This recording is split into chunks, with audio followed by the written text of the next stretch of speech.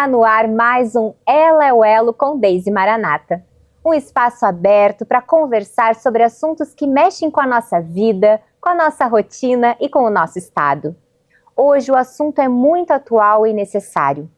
Agressões físicas, ameaças, bullying, violência verbal. O ambiente escolar, que deveria ser de acolhimento e aprendizado, tem se tornado um espaço de medo para muitos professores, alunos e famílias. O que está por trás desse cenário? Como prevenir, acolher e reconstruir a confiança dentro das escolas? Para nos ajudar a entender esse contexto e propor caminhos possíveis, vamos conversar com dois convidados que conhecem de perto essa realidade. Nossa primeira convidada é Adriana Dias, psicóloga com 27 anos de experiência, professora de História há 34 anos, mestra em Educação e especialista em violência escolar. Uma profissional que une a vivência em sala de aula com o olhar clínico e acadêmico sobre os desafios que a educação enfrenta. Seja bem-vinda, Adriana. Muito obrigada por ter aceitado o nosso convite. Obrigada, eu que agradeço. Acho que é um tema tão importante e esse espaço para a gente estar falando sobre isso, né? Fazendo com que as pessoas começam a refletir, que não fique somente naquela coisa da catástrofe, né? Temos que fazer diferente, temos que trabalhar com prevenção. E que bom que a gente está tendo esse espaço. Muito obrigada. Exatamente, foi o que nós pensamos. Quando pensamos nesse tema, a gente pensou exatamente isso. A gente fala sobre o assunto quando acontece a tragédia e todos ficamos horrorizados, porque envolve geralmente crianças, adolescentes, professores.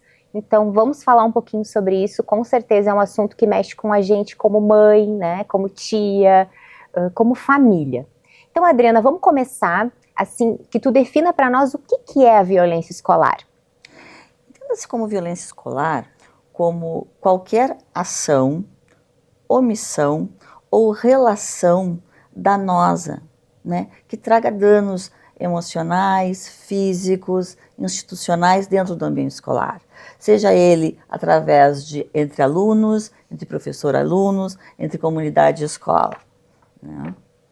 Então, esses seriam os tipos de violência que a gente encontra no ambiente escolar. Nós vamos encontrar mais 8, 9 tipos, né? Mas acho que é bem importante a gente poder falar assim de o quanto que esta violência atrapalha na relação ensino-aprendizado, né? O quanto que realmente ela se subdivide em algumas categorias que eu acho que a gente pode ir falando aos poucos. Tá, ok. Você trabalha com esse tema há muito tempo. O que mudou nos últimos anos? A violência aumentou realmente ou ela ganhou novas formas? Então, eu até trouxe um dado da Unesco, tá? Ótimo. Sim, aumentou, tá? Então, dados da Unesco. O índice de violência escolar nos últimos 10 anos. 32% de estudantes entre 11 e 15 anos relatam ter sido agredido pelo menos uma vez por mês. Cerca de 1 em cada 3 alunos relata que sofreram um ataque físico ou ao longo dos anos escolar, ou seja, aproximadamente 33% da população escolar. Estima-se que 10% dos jovens entre 9 e 16 anos tenham sido vítimas de cyberbullying. A violência de gênero afeta 25% dos adolescentes, sendo que 40% ocorre dentro do ambiente escolar. Então, realmente aumentou. Aumentou muito. E mudou também as suas características. Uma prevalência que eu acho que é bem importante a gente colocar, né, que é de 16,5% de adolescentes de 12 a 15 anos tiveram ideação suicida e 16,4% tentaram o suicídio.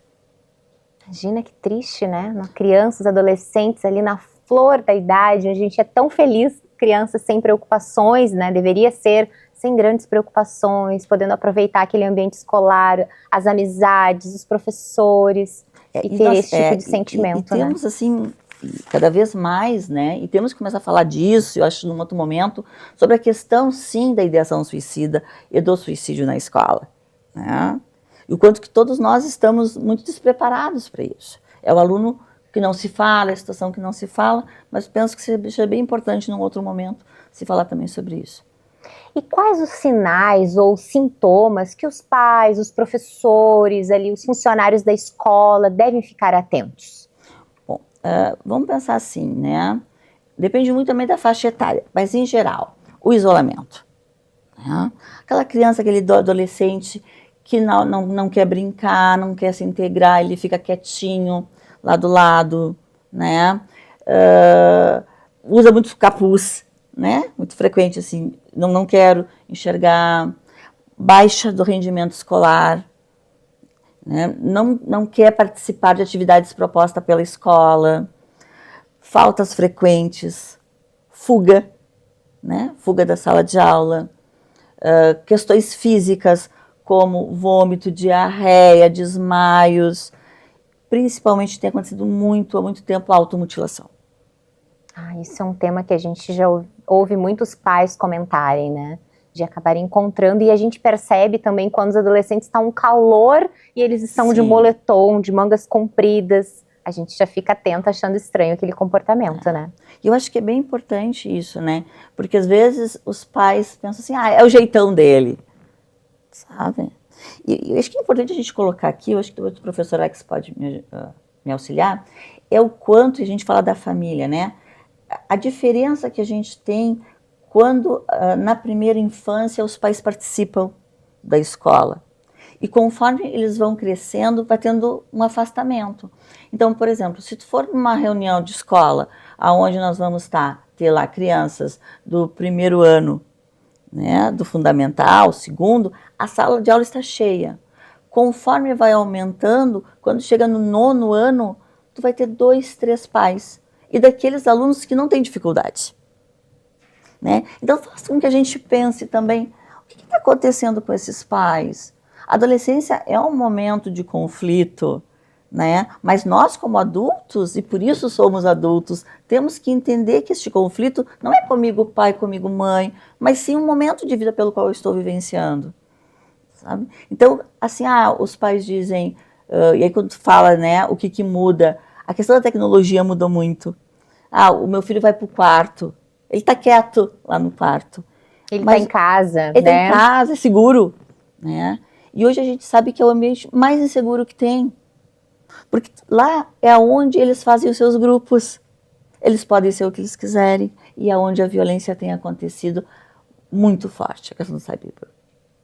Sim, que são às vezes as próprias colegas também com comentários, né, que trazem baixa autoestima, insegurança para o colega. O que deveria ser as redes sociais, o lugar de nós fazermos novas amizades, de nós podermos falar com aqueles amigos que estão em outra cidade, que estão longe, também tem se transformado num ambiente não muito saudável. Porque acaba se unindo, né? Eu sempre digo assim, que é a chave e a fechadura, sabe? Porque eu vou ter um grupo muito fragilizado, né, de adolescentes, e eu vou ter um grupo que também não está bem, mas que tem esse perfil agressivo, né? E aí começa a ter situações de maus tratos, situações de chantagens e de risos. Então, na verdade, os dois precisam de ajuda. E eu acho que essa é a grande dificuldade da gente poder olhar eles de uma maneira diferente, né? Porque, na maioria das vezes, quem sofreu o bullying é quem depois faz o bullying, né?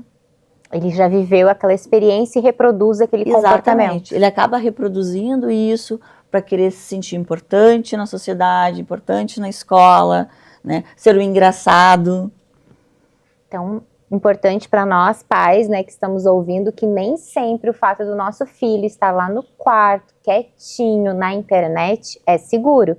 Porque a internet também abre no YouTube, vamos falar do YouTube, né, TikTok, tu vai passando o dedo ali, vai vindo todo tipo de conteúdo, e nem sempre o conteúdo ele é adequado para a idade do nosso filho, o assunto, né, o tema que está sendo falado ali, a forma como está sendo apresentado aquele assunto. Então, serve de alerta para nós. Tem uma dica bem legal para os pais, que é o seguinte: se aproxime, peça para que ele ensine.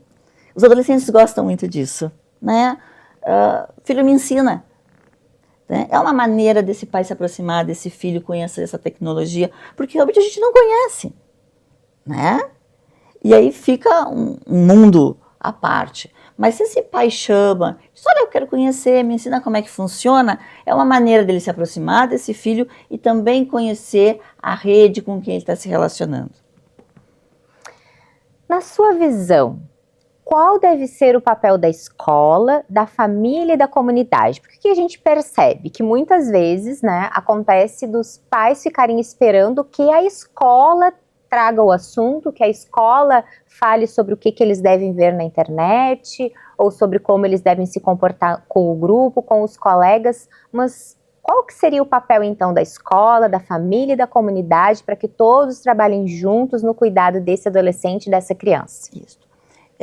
É um tripé, né? Não tem como trabalhar isso isoladamente, tá? Então, você tem que pensar assim, ó, o papel da escola. A escola também está muito sobrecarregada, né? Mas, assim, o quanto a gente pode ter espaços de escuta, de projetos, de roda de conversa, de programas voltados à empatia, de programas voltados a identificar sentimentos, né? De justiça restaurativa, que a gente possa estar fazendo com que essa criança, esse adolescente, perceba realmente o que está acontecendo. Porque muitas vezes eles reproduzem, né? Eu vou contar uma experiência que, para ver como tem mudado as coisas. Eu fui numa escola e estava trabalhando sobre bullying e tal, e apareceu que hoje uma das falas é o fulano é pobre ou é CLT. Eu fiquei muito surpresa. Ah, eu também. Fiquei surpresa, né? Porque tu escuta, né, coisas relacionadas ao racismo, à gordofobia, e aí me chamou muita atenção, né? E foi numa escola particular, referindo-se aos alunos bolsistas, né? E referindo-se assim, lembro de uma situação de um menino que queria ter um iPhone, não tinha, e ele colocou um adesivo da maçã atrás. Ele foi extremamente hostilizado.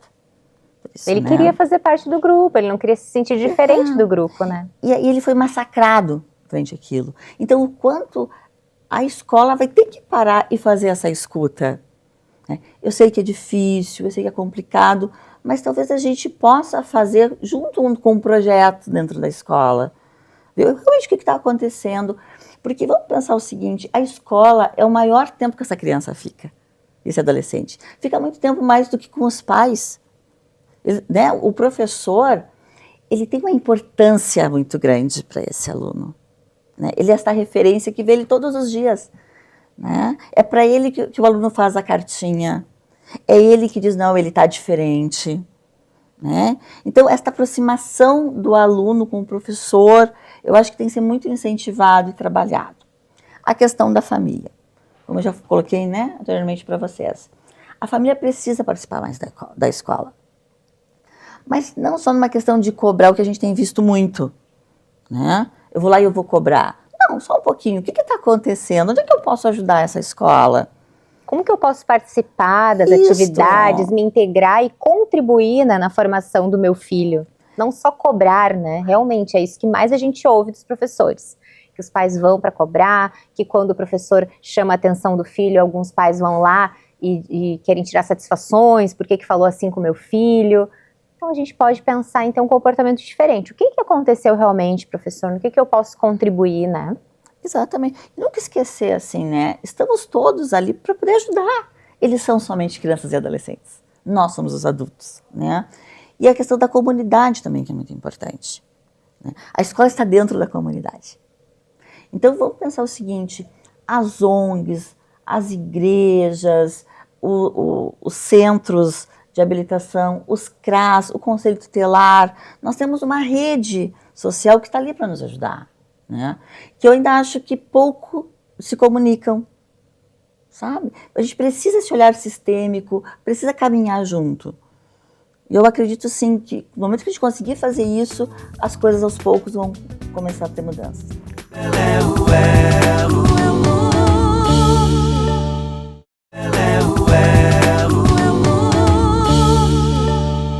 Para, enquanto tu falava, eu pensei sobre a minha cidade, né, Guaíba, que até veio com uma ideia do Ministério Público de formar essa rede até para ter essa melhor diálogo, né, entre o Ministério Público, entre o Conselho Tutelar, entre o Conselho de Direitos da Criança, para ter esse cuidado melhor, né? A gente teve um caso muito triste, né, o ano passado, de uma menina que foi encontrada morta, né? Então, depois daquilo, assim, foi um choque de realidade, né, muito triste, mas todo o município, todos os órgãos que cuidam das crianças e adolescentes formaram esse comitê para poder também melhorar essa questão do diálogo entre, né, entre os entes e organizar melhor as ações de cuidado, de acolhimento. Qual a consequência emocional para os alunos e professores expostos a esses episódios de violência? Tanto um quanto o outro ficam muito adoecidos, né? Então nós vamos ter assim, vamos pegar primeiro os alunos, né? Este isolamento, ideações suicidas, fobias, as questões físicas, como já falado, abandono escolar, né? Muito frequente, atos de rebeldias, de agressividade, né? Mas muito mesmo a questão da autolesão, né? Que tem aparecido muito e que eu ainda acho que fala-se pouco, sabe? Tem que se falar ainda mais, porque isso acaba um fazendo e o outro fazendo, isso fazendo meio que uma comunidade, né? Ou seja, nos unimos no sofrimento. Esse adolescente que se machuca, se autolesa, ele não quer morrer, ele quer sair da dor, ele precisa sair da dor. Ele precisa ser olhado. É um pedido de socorro, porque ele está com uma dor muito forte. Isso. Aí a dor daqui, eu passo para cá. Eu passo para cá. Né? Eu passo para as pernas. Então, aparece no adolescente, na criança nisso. O professor, muito com a síndrome de burnout, né? O professor se afastando, o professor doente, depressivo, muito da relação de coisificação, desanimado. Eu estava conversando agora há pouco com o professor Alex, que me chamou muito a atenção quando eu fui fazer a minha tese de mestrado numa escola de periferia, que quando eu estava na sala dos professores, os professores ali, né, tomando um cafezinho, conversando, e aí uma professora disse, pois é, vocês viram que a casa lá do aluno tal foi incendiada, mataram os primos tal. E as pessoas, pois é, aconteceu. E elas continuaram conversando normalmente. E aquilo mexeu tanto comigo, sabe? Porque que dor, né? Que sofrimento, uma tragédia. Mas o que acontece? É o burnout, é a coisificação. Ou eu faço isso ou eu não sobrevivo. Ou eu tento me distanciar dessa realidade em termos emocionais para não ser atingida por ela, ou eu sofro. Aí eu me... Né? Porque uma das violências, das 8, assim, né, que eu tinha colocado para nós, é a institucional. Sabe? É o quanto, assim, que este professor, essa equipe diretiva, por estar tão adoentado com tudo isso, que deixa essas coisas passar, né? É quando um aluno, que também é uma situação que aconteceu, assim, tinha um passeio, que era talvez o único passeio daquela criança, né? E ele não pôde ir para o passeio porque estava sem o uniforme, a camiseta. A escola não deixou ir, né? E depois foi-se saber que, na verdade, a família tinha rasgado o uniforme, né? O pai tinha chegado alcoolizado, rasgou todas as roupas e ele, por vergonha, fugiu. Então, isso eu acho importante, sabe? É a gente poder olhar as microviolências, as violências silenciosas. É onde esse professor, e não é culpando esse professor, mas na verdade é podendo acolher ele, né? Dizer, o que é uma camiseta? A gente bota um crachá e tá tudo bem. Sim, porque mas já tinha sofrido, né, uma violência em casa e agora estava perdendo novamente a oportunidade de um passeio que talvez fosse o único que ele pudesse fazer, né? Mas também, assim, que momento esse professor tem para ele falar desta dor? E como fazer, então, depois que acontece um episódio violento? Como lidar com os envolvidos? Acho que a primeira questão é a gente fazer as redes de proteção, né? Poder ver o que está acontecendo, realmente manter as pessoas informadas do que está acontecendo, né? unir as redes, chamar a família, chamar conselho tutelar, chamar os professores e os grupos, porque também, até por causa das redes sociais e do pânico que as pessoas têm, elas aumentam muito, né? Eu sou a psicóloga dos casos, né? Porque eu adoro trazer casos. Lembrei de uma situação também de um menino que tinha levado um canivete para a sala de aula. E aí, era um menino pequeno. E aí se formou assim um horror e tal. Quando foi se ver com a criança, o que tinha acontecido? Ele tinha sujado a mochila, e como ele é escoteiro, ele levou outra mochila, né? E o canivete estava no bolsinho. Estava porque ele levava para os grupos de escoteiro. Mas isso foi feito um auê, assim. Que tinha que expulsar o menino, que tinha que saber a família. Novamente o quê? A questão da comunicação. Gente, é escutar. Deixa eu ver o que está acontecendo. E era um menino super jovem, assim, ele dizia, mas o que está acontecendo? Ele nem estava entendendo. Ele não estava entendendo. Por que tanto auê, né? Em relação a isso. Então, eu acho que essa coisa, assim, novamente, da comunicação, de acionar essa rede de apoio, de poder olhar o que está acontecendo, é o que vai acomodar, né? Quando acontecem alguns episódios deste nível. E como é importante a questão da comunicação. Sim. Né, doutora? Muito importante poder saber compreender, buscar a verdade, buscar a informação correta antes de preconceitos, pré-julgamentos com relação à realidade daquela criança, né? Uhum. Em tempos de redes sociais, ataques orquestrados e ameaças online. Como lidar com o medo coletivo que tem se espalhado entre alunos e professores? Acho que a gente já falou um pouquinho disso, né? Então, assim, existe, sim, existe, né? Até porque tu imagina, o adolescente por si só tem a questão do grupo. Imagina, se eu tenho um grupo onde os pais, ninguém tem acesso, eu fico muito mais forte, né? Em relação a isso. Mas nós também temos que pensar que só vamos quebrar isso no momento em que esta família e a escola e a comunidade também se aproximar disso. Né? Porque vamos pensar o seguinte, na própria escola, o quanto se entra para conhecer essas redes, né? Que jogos são esses? Com quem está se falando? Em casa, muito menos. Né? Então, assim, esses ataques, eles acontecem? Sim, eles acontecem. Mas acontecem muitas outras coisas. Né? E eles já aconteciam. Eu acho que é importante a gente trazer, acho que uma das perguntas que tu trouxe, assim, logo no início, assim, se houve um aumento da questão da violência e tal. Hoje, felizmente, tem se falado mais. Né? A mídia tem falado mais, os pais têm falado mais, mas se nós formos pensar em violência institucional, os nossos pais e avós tínhamos a palmatória, tinha o milho, e que também era violência, né? Mas não era visto como. Né? Ainda hoje alguns pais dizem, quando se diz para falar, olha, vamos conversar com o teu filho que não está bem, ai, tira ele. Sabe? No meu tempo deixava no milho, dava palmatória.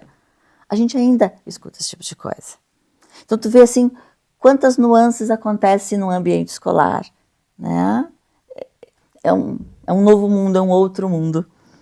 É por isso que a gente precisa participar. Fico aqui Muito. refletindo, né, enquanto mãe, o quanto é importante nós estarmos presentes, ouvir os professores, poder conversar e participar mais. E realmente, isso que tu disseste também no início, que quando eles são pequenos a gente participa. E depois eles vão ficando adolescentes, parece que eles não precisam mais da nossa presença tão constante. Mas, na verdade, eles precisam porque são outros desafios, né? Uma nova fase, né? Eu acho que entra muito, e aí no nosso narcisismo, né? Ter filho adolescente, né? Tem um autor, o Baldino, que fala o seguinte, é tu entrar numa montanha russa. Tu entrou com o filho adolescente, ele está na montanha russa. E o teu papel é cuidar o carrinho, porque ele vai fazer loops. Eu vou ter adolescentes mais tranquilos, outros que dão muito loops. E o nosso papel é cuidar para esse carrinho não cair. É ficar atento para esse carrinho. Mas não é ruim, sabe? Essa ideia, o aborrecente. Não, ele não é aborrecente. Ele é uma fase linda. Vai vai nos questionar, vai nos questionar. Só que, infelizmente, nós pais, muitas vezes ficamos e reproduzimos os nossos pais na postura da nossa prepotência de não querer ser questionado pelo nosso filho, né? E aí, bom, então eu não falo. Porque meu filho ele é muito querido desde que ele não me questione. No momento em que ele me questiona, bom, então ele não precisa mais, vamos deixar assim. E os nossos filhos são tão inteligentes que às vezes a gente vai aprender com eles, né? Exatamente. Até com as próprias dúvidas deles, a gente vai aprender, a gente vai refletir, porque são realidades diferentes, então eles vão ter dúvidas e sentimentos diferentes, e a gente vai poder conhecer, como tu disseste antes, né? A gente poder conhecer qual é o jogo, qual é a internet, qual é a discussão do momento, por que essa música é sucesso, né? Por que vocês gostam tanto desse jogo. Porque o adolescente em casa, ele agiliza, né? Ele traz a música, ele traz a risada, é uma casa em movimento, sabe? Então, parar com essa ideia que é aborrecente, que é ruim, que saco. Não, gente. É uma fase. É uma fase. Né? Como foi a infância, como foi ser bebê, como é a adolescência, como vai ser o ninho vazio, uma fase de desenvolvimento. Só isso. E que tem que ser olhado com carinho, com amor, com cuidado e atenção. Muito obrigada, então, doutora, pela sua participação conosco. Um programa para a gente refletir, então, bastante sobre a convivência com as crianças, com os adolescentes, para evitar os sofrimentos, os ataques, o bullying, que a gente possa fazer a nossa parte no cuidado dessas crianças e adolescentes. Agora, a gente recebe o professor Alex Fraga, que atua tanto na rede pública quanto na privada, foi vereador em Porto Alegre e traz um olhar político e prático sobre a realidade das escolas hoje. Seja bem-vindo, professor. Obrigado, Deise. Gostaria de te agradecer a toda a tua equipe, né, por trazer esse assunto que é tão delicado para nós profissionais da educação sempre. Né? Isso não é de hoje, né, não é de 10 anos atrás, mas é uma temática que nos preocupa bastante, né, a violência dentro dos espaços escolares. Ótimo. Vamos começar então. O professor Alex, ele ainda está em sala de aula, né? Ele foi vereador, mas se manteve sempre nas salas de aula, trabalhando nas escolas públicas, privadas aqui de Porto Alegre. Como tem sido conviver, professor, com a violência escolar? A nossa sensação é de constante insegurança. Né?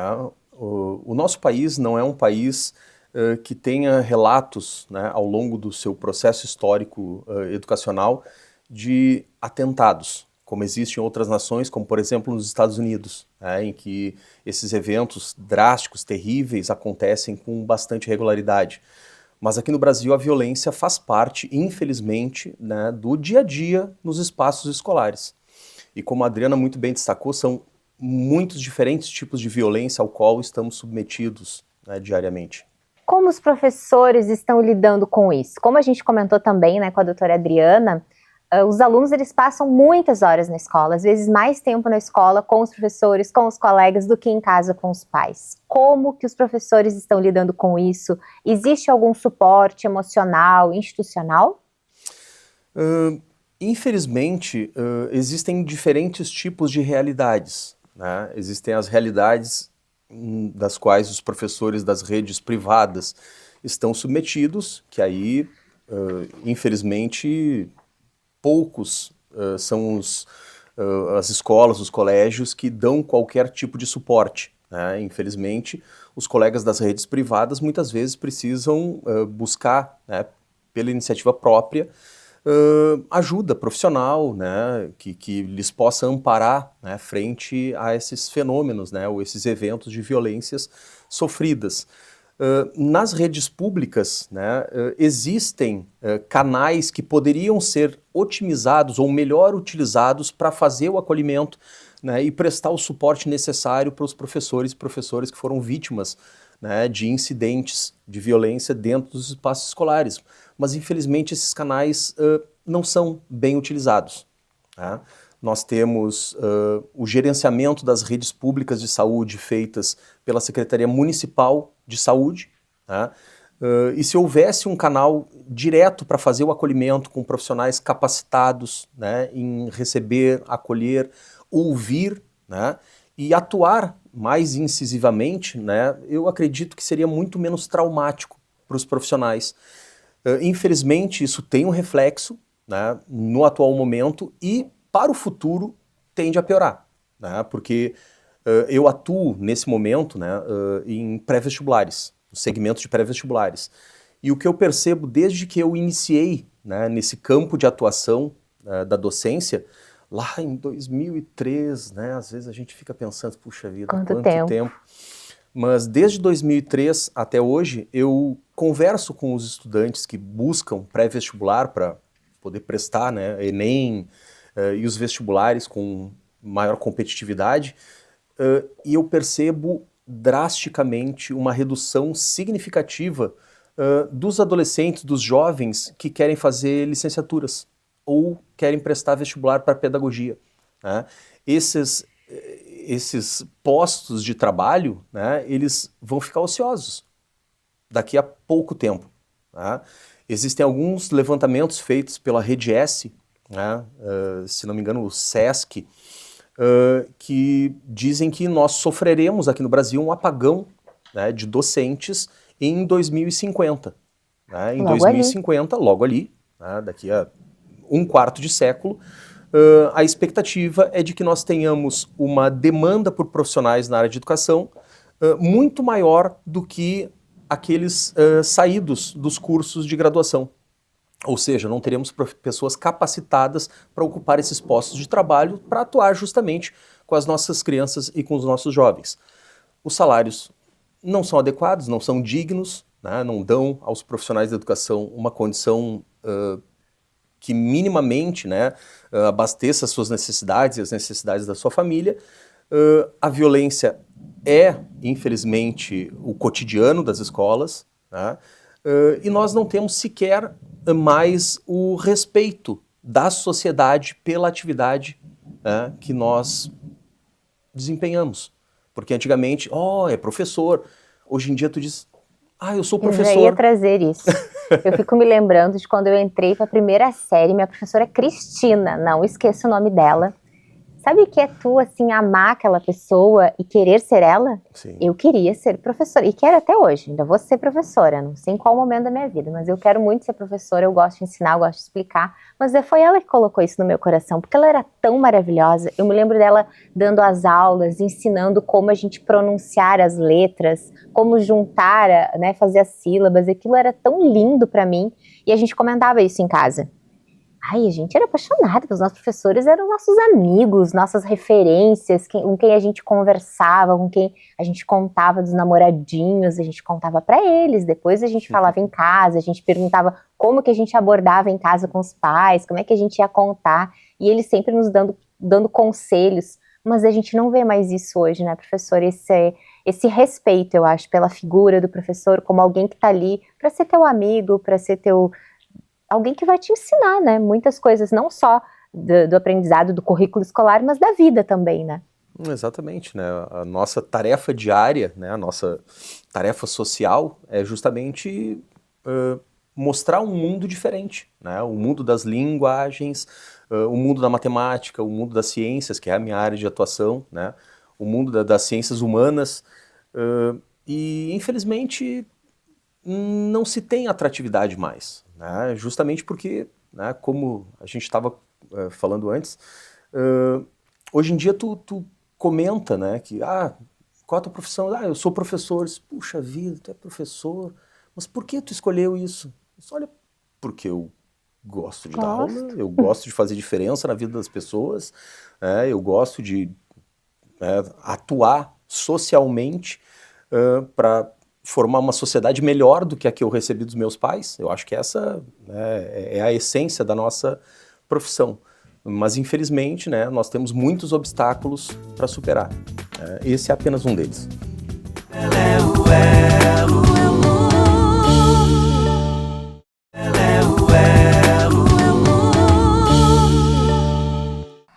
Você acredita que a violência nas escolas é reflexo da violência social ou há dinâmicas próprias dentro do ambiente escolar? Eu costumo sempre me referir à escola como um micro-universo, né, do grupo social onde ela está inserido. Né? Todas as escolas, elas têm uma comunidade escolar envolvida, né, que são ali as famílias, a vizinhança, né? Porque os vizinhos, eles fazem parte do entorno e, de certa forma, por mais que não existam pessoas frequentando aquele espaço escolar, né, eles têm as suas vidas impactadas pela dinâmica, né? Horários de entrada, horários de saída, o barulho que uma escola produz, né? E isso tem um impacto Trânsito ali, significativo. né? Na hora de O buscar os trânsito, alunos, de levar. exatamente. E todo esse entorno, né, toda essa vivência, toda essa história, ela tem um impacto sobre as escolas, né? E por isso não existe uma receita de bolo, né? Não existe, vamos adotar esse modelo e isso vai resolver todos os nossos problemas. É preciso uma análise muito cuidadosa, muito delicada, né, para avaliar justamente as condições, né, que são oferecidas para aquela população, porque percebe-se muitas vezes que escolas mais periféricas, em que a população tem um menor acesso a serviços públicos, né, elas tendem a ter uma dinâmica de violência diferente, né, de escolas que ficam mais próximas aos centros urbanos e que têm ali saneamento básico, acesso a os postos de saúde, a hospitais, né? Essas escolas mais periféricas, elas têm outra realidade, né? Então são outros tipos de violências. E isso precisa ser levado em consideração, principalmente pelo poder público, né, para atuar da forma mais eficiente De e acordo com a produtiva, realidade de daquela acordo com a comunidade. realidade. Exatamente. Então, nossas escolas são pequenos universos que refletem, né? É claro, de uma forma um pouco mais diminuta, né, é a realidade do seu entorno, né? Se acontece algum caso de agressão, violência, né, coisas mais graves como um assassinato, isso tem um impacto direto. No outro dia, toda a comunidade escolar está falando sobre aquilo, todos se conhecem, sabem, né, quem foi vítima, quem foi agressor, sabem as razões muitas vezes, né, e isso de certa forma impacta todo o nosso planejamento, né? Tu tens uma ideia do que trabalhar, bom, eu estou pensando em trabalhar botânica. Como é que tu chega numa sala de aula que todo mundo está falando sobre violência e tu vai ignorar, né, que houve este fato? Então, Tem que deixar infelizmente... também os alunos falarem um pouquinho dos seus sentimentos ali, trazer, né, Exatamente, né, tem que comentar abrir aquela o situação, espaço, né? né, para que eles possam, né, colocar para fora essas angústias, né, e isso vai ter um impacto, né, no rendimento escolar, na nossa dinâmica, nos nossos planejamentos. Então, infelizmente, né, a escola ela precisa estar em sintonia com o que acontece ao seu redor, né? Não dá para isolar, tipo, vamos criar aqui um pequeno universo maravilhoso, um mundo encantado, onde não exista violência, não se fale sobre violência, né, para proteger as nossas crianças. Na verdade, esse tipo de proteção ela é inócua, né, porque do portão para fora a realidade é A muito realidade mais é dura e outra. impactante. E a gente precisa ensiná-los a lidar com a realidade e fazer as Exatamente. escolhas certas, né? Quando o senhor falava, eu lembrei de umas 2 semanas atrás, eu recebi de umas 2 pessoas um vídeo pelo WhatsApp pedindo que eu levasse a denúncia para o conselho tutelar. Era uma briga entre 2 alunas na frente da escola, acho que depois do horário, só que o diferente, entre aspas, era que as mães estavam junto. E as mães diziam, não se metam, que aí as amigas queriam tirar, queriam evitar, não se metam, não se metam, deixem elas se entender. E as meninas ficaram se batendo ali na frente de toda a comunidade escolar. Diante disso, eu lhe pergunto, está sendo tratado a família sobre esse tema? Como que está isso, essa discussão com os pais, na escola, sobre essa realidade da violência? Olha, eu acho que a cada ano que passa, torna-se cada vez um pouco mais difícil atuar de forma coletiva, né? Porque eu vou fazer uma pequena brincadeira, né? A professora Adriana até falou que é formada em História, talvez eu esteja cometendo, né, alguns erros de leitura sobre o nosso passado, mas como professor de Biologia, eu faço uma análise de que o que nos permitiu sair, digamos assim, das cavernas, né, e buscar justamente uma melhor forma de vida foi justamente a nossa atuação em sociedade, né, a nossa atitude colaborativa, né, a fraternidade, a troca, tudo que envolve coletividade, né, sempre atuou em prol da humanidade. E hoje em dia nós estamos cada vez mais isolados. Nós estamos, talvez muito por medo, né, por receio, nós nos isolamos, nós construímos casas com grades enormes, boa parte das pessoas busca apartamentos porque tem portaria 24 horas e assim nós temos uma sensação de segurança, né, frente aos outros seres humanos, né? Eu acredito que haja, de certa forma, um pequeno adoecimento, né, por conta justamente da busca por isolamento constante. E esse isolamento faz com que nós tenhamos uma leitura de mundo diferente, onde o outro pode nos representar algum tipo de ameaça. E eu vejo isso, em parte em mim, em parte em meus colegas de profissão, né, que muitas vezes, com notícias terríveis, né, principalmente sobre atentados pelo mundo afora, em que a gente muitas vezes se coloca numa atitude defensiva na maior parte do tempo, tentando identificar sinais, né, em alguns estudantes de que ele possa ser uma ameaça em algum momento, né, do nosso ano escolar. E isso é muito ruim, é muito comprometedor, né? A gente deveria atuar socialmente de forma mais conjunta, né? Construções mais coletivas, fazendo com que as pessoas se aproximassem ao invés de se isolassem. Nas escolas a gente tenta fazer isso, mas muitas vezes, como somos o reflexo da sociedade em que vivemos, né, às vezes é meio difícil atuar dessa forma.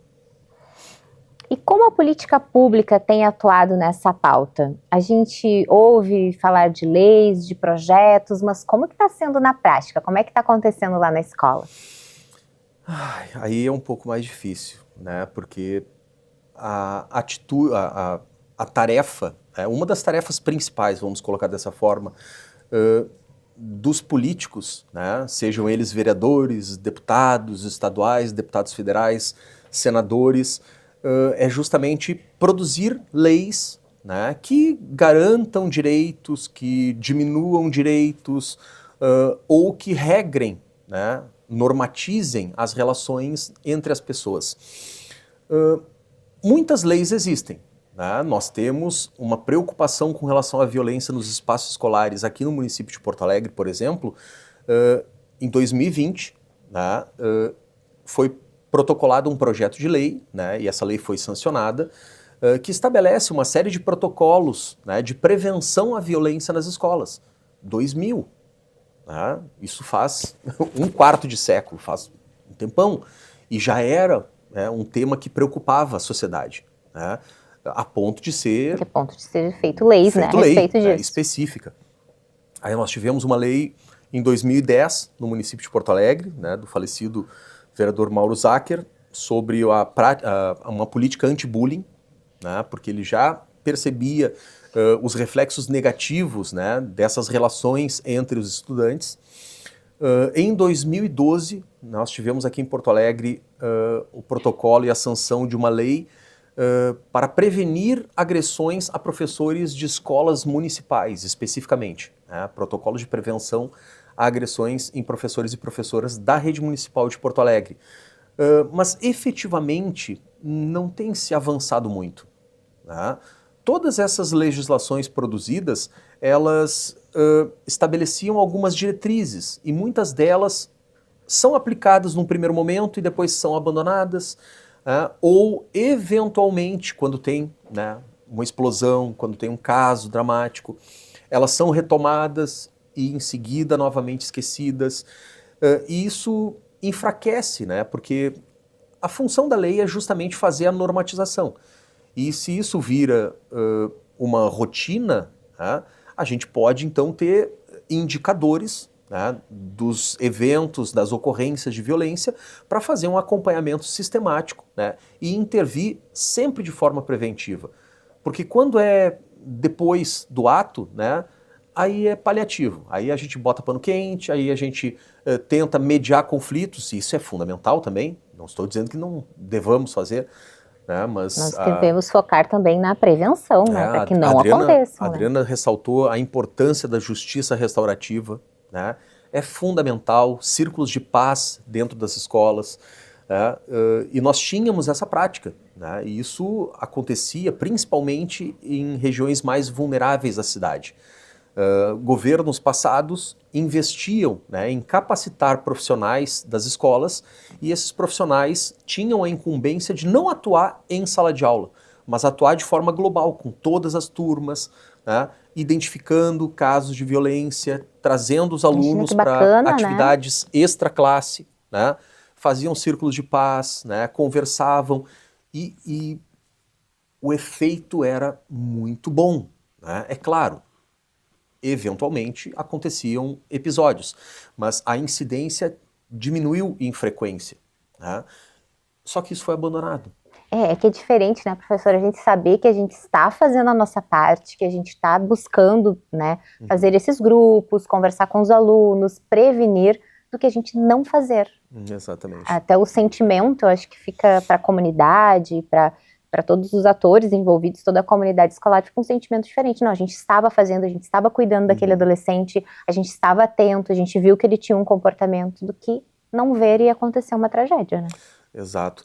E outra coisa fundamental também da gente pensar, né, falando em termos de sociedade, é a importância que a escola tem no desenvolvimento das crianças, né? Existe uma fatia da população que acredita que os professores e as professoras não têm função de educar as crianças e os adolescentes. Dizem, não, escola é para ensinar, a família é que tem que educar.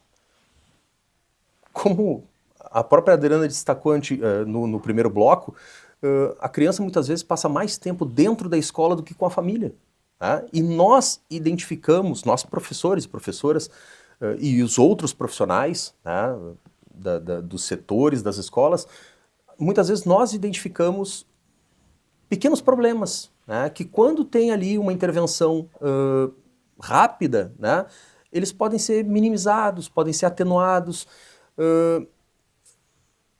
não apenas conflitos, né, mas na experiência que eu tive dentro da rede municipal de Porto Alegre como professor, a gente percebe que muitas vezes os casos de violência sexual acontecem, majoritariamente isso é dado da Polícia Civil do Estado do Rio Grande do Sul, principalmente com pessoas conhecidas da criança.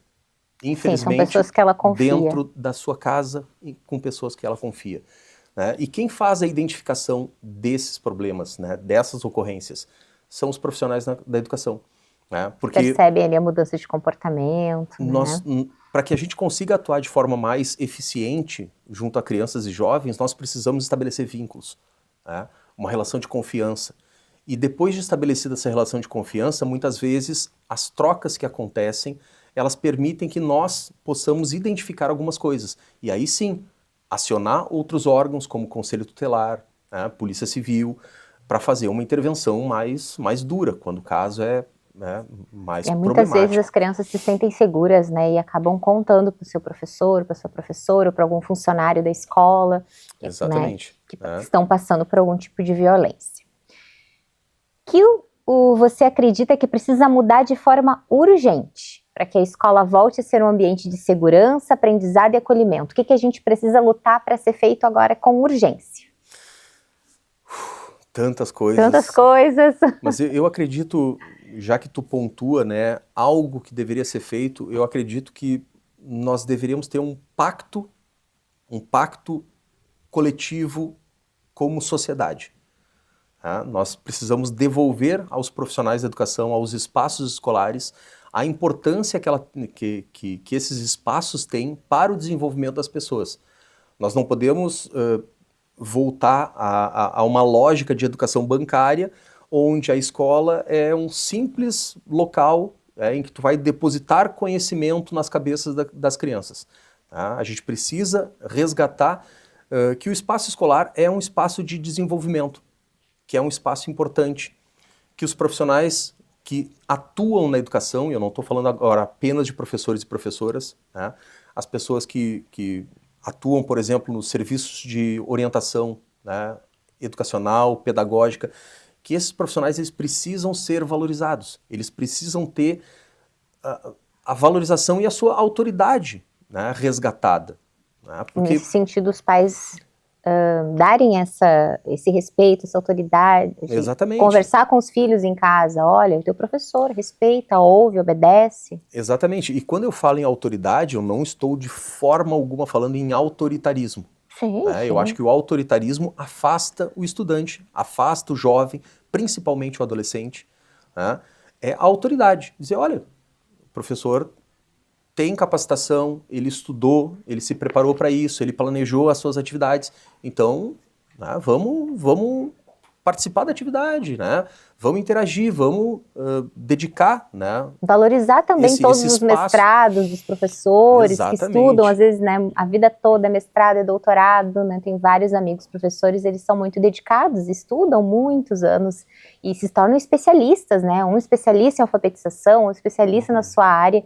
Então, que a gente possa também valorizar, né? Exatamente. Toda essa dedicação. Eu acho que a valorização é o principal ponto. Né? Está faltando isso, né? E se nós não tivermos ali resgatada a nossa autoridade de valorização, né? Infelizmente, as escolas continuarão a ser identificadas ou relacionadas, né? Como corpos estranhos dentro das comunidades. Dentro dos espaços, dentro dos bairros. Olha, tem um corpo estranho ali, tem um prédio grande, onde as crianças precisam entrar de manhã cedo, sair meio-dia, ou entrar 1h30 da tarde, sair de tardezinha, para fazer coisas terríveis que elas detestam, com pessoas que elas abominam e que os seus pais não respeitam. Esse tipo de espaço não é um espaço de crescimento, não é um espaço de convivência, não é um espaço positivo. É uma mini prisão para as crianças durante um turno das suas vidas. Então a escola precisa ser um espaço de crescimento, desenvolvimento, formação de personalidade, né? E para que a gente possa fazer isso, contribuir com a sociedade, né, de acordo com a nossa vocação, a gente precisa justamente, né, dessa via de mão dupla, que é a confiança das famílias, da sociedade e dos gestores públicos também, né, que confiem no nosso trabalho e nos valorizem. Perfeito, professor, muito obrigada por esse tempo aqui conosco. É um assunto que nos preocupa como pais, né? Como eu falei antes, como mãe, a gente se preocupa com essa realidade, a gente quer contribuir da melhor forma. Eu acredito que a maioria dos pais querem contribuir, querem participar. Às vezes a rotina da gente também nos engole, muitas coisas para fazer, mas a gente precisa melhorar nesse ponto também, de estar mais presente. Falo por mim mesma, mas muito obrigada por todos os ensinamentos. Agradeço mais uma vez o convite, né? Estou à disposição para outros papos, né? É fundamental debater para que a gente possa avançar como sociedade. Com certeza. A escola precisa ser um espaço de paz, de formação e de proteção. Obrigada a você que nos acompanhou até aqui. Semana que vem tem mais Elo é o Elo. Beijo no coração. Atualidades, conversas sem